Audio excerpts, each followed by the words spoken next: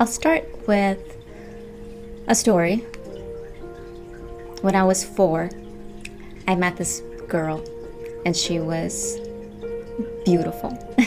She was blonde, and she had this golden curly hair, very long, and very red lips. I remember playing with her. We were both scrapping the brick wall, and while doing that with the stone, a little powder would come out of the cement. And both of us started doing that next to each other and laughing. And I remember looking at her and being so happy. It was one of my serendipitous moments because she truly did look like an angel, and I felt that I met a real angel. But very quickly, that beautiful moment became one of the most traumatic moments in my life that I still remember so vividly when I close my eyes. 6 other girls came in, and within the 6 girls, there was one who was the queen bee, and she started picking on my friend, this beautiful blonde girl. I forget her name. But she looked very different from all of us. None of us had that color of hair. None of us had those features. And they started teasing her about her lips being very red and saying that she was wearing lipstick. And she kept trying to prove them that that wasn't lipstick by going through her lips and almost making herself bleed. And I just stayed quiet in shock, and in my head I was thinking a lot of things, but I was very shy when I was little. And I wanted to tell her, please, for the love of God, your lips are gorgeous. Don't listen to these girls, mean girls. Finally, they used something that was very hurtful to her, which was that girl had just lost her mother. And for some reason, we knew that because the teachers decided to share that knowledge so we could be kinder to her. But I think at 4, a lot of people don't have the same amount of empathy. And they started teasing her that she didn't have a mom. And then from this gorgeous angel, she became the most beautiful, gorgeous lioness. And she defended herself. But at that moment, I just couldn't take it anymore. So I ran. And I went to the teacher, and I asked for help. And I told the teacher what they were doing to her. And the teacher intervened. That was also the last day of her school day. Her dad came to pick her up early, and she was transferred to a different school. And I lost my friend. I had her for a couple of hours.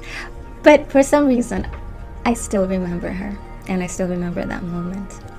The reason why I'm saying this is because this happens a lot in our society, in every age and in every organization, in every group of friends, sometimes family, where the person that is different is picked on, either because they threaten the other person that thought they were the center of the attention, and or some sort of hierarchy, or some sort of lack mindset, right? Where there's this innate competition, and maybe it's a survival skill where they think that if they don't establish dominance, they won't no longer be liked or heard, or people will forget about them because this new different person may take their place. Who knows?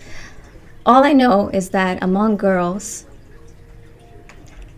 and I would go further, among women that are not fully secure in their self, in their role, in their purpose, they compete with other women a lot, and it gets ugly in our society. And we have known this, and we have tried to empower other women to become aware of this kind of unconscious behavior that exists. The only thing that my golden hair friend wanted was to play, was to have a good time and laugh and feel a sense of belonging. She never wanted to be the queen bee. She never wanted to be the center of the attention. It's something that someone else projected that upon herself. Now, the last piece I want to leave you with is that when you make room for more curiosity, for more open-mindedness, for more learning about different people, or even people that you think you know everything about it, most likely you don't. And it's not fair for the other person to not have a chance for you to be curious about them and listen to them and understand them.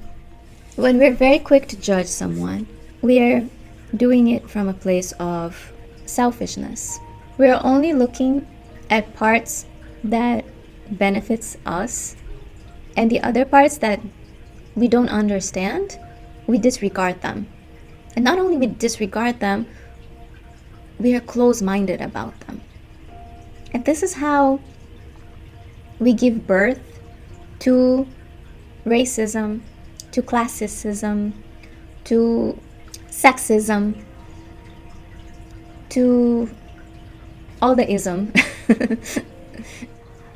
So careful when you point fingers at people, because when you are judging them and you're saying they are like this and they are like that, three are going right back at you. And that is to show your own projection. Normally, the people we criticize the most and we say things without knowing them, it's a reflection of ourselves.